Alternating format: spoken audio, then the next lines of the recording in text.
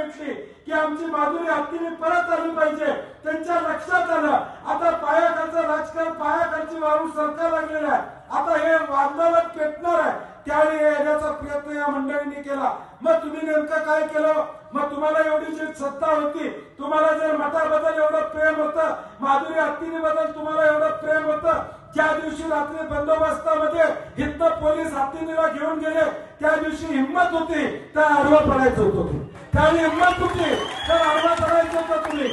मी जर इथं असतो तर मी निश्चितपणे रस्त्यावर आडवा झोपलो असतो, सत्तेतला आमदार असतो तरी पडलो असतो, सत्तेतला मंत्री असतो तरी आडवा पडलो असतो, कारण की हा आमच्या निष्ठेचा प्रश्न होता, हा आमच्या भक्तीचा प्रश्न होता। ह्यांना भक्ती या ठिकाणी नको होती, ह्यांना सत्ता पाहिजे होती। मी सत्तेत आहे, मी सत्तेतल्या विरोधात कसं जाऊ?